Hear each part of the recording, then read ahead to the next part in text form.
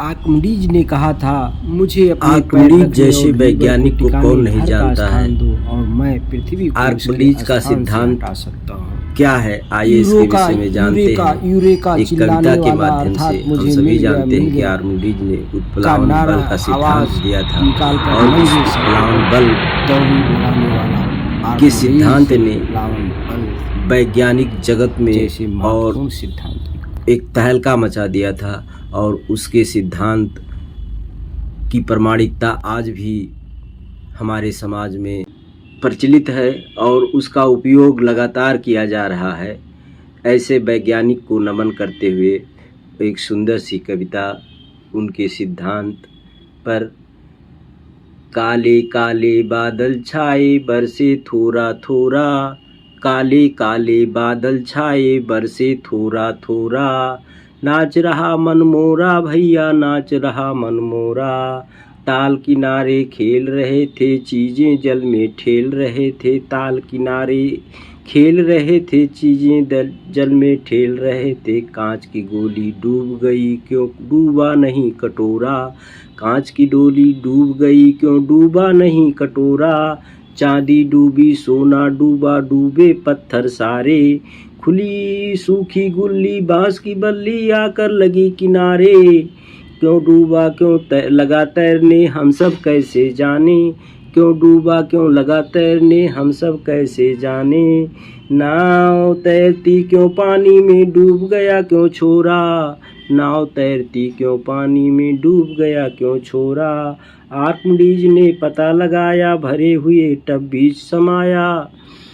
कुछ जल टब से बाहर आया उसने निज को हल्का पाया, तब कुछ बात समझ में आई पाया पाया वो चिल्लाया, इसे उसने उत्प्लावन का सच्चा नियम बताया, इसे उसने उत्प्लावन का सच्चा नियम बताया, जब भी कोई ठोस किसी द्रव में डाला जाता है वो अपने डूबे हिस्से भर द्रव परे हटाता है, वो अपने डूबे हिस्से भर द्रव परे हटाता है, भार इसी विस्थापित द्रव का उत्प्लावन कहलाता है, डूबे हुए ठोस का वो इतना ही भार घटाता है, ठोस भार की वो घटतौली जांच परख यदि देखो, विस्थापित द्रव भार तुल्य है नियम ये सत्य है कोरा, जो भी वस्तु तैरती जल में वो अंशतः डूबती, जो भी वस्तु तैरती जल में वो अंशतः डूबती,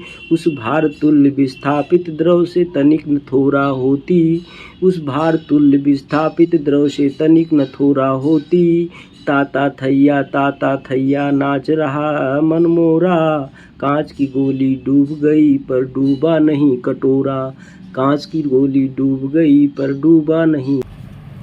कौन ऐसा विज्ञान का विद्यार्थी होगा जिसने सुप्रसिद्ध वैज्ञानिक आर्किमिडीज के विषय में नहीं सुना होगा। सुप्रसिद्ध वैज्ञानिक आर्किमिडीज का जन्म ईसा पूर्व 275 में यूनान के पास सरायक्यूज शहर में हुआ था। उनके पिता एक प्रसिद्ध खगोल शास्त्री थे जिन्होंने आर्किमिडीज को गणना करना सिखाया। शीघ्र ही वे गणित में पारंगत हुए। उस समय के उत्कृष्ट शिक्षा केंद्र अलेक्जेंड्रिया से शिक्षा प्राप्त कर वह सरायक्यूज लौट आए थे।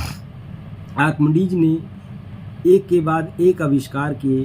पानी के टब में नहाते नहाते ही उन्होंने उत्प्लावन बल की खोज कर डाली। लीवर और घिरनियों का उनका सिद्धांत बड़ा ही उपयोगी हुआ।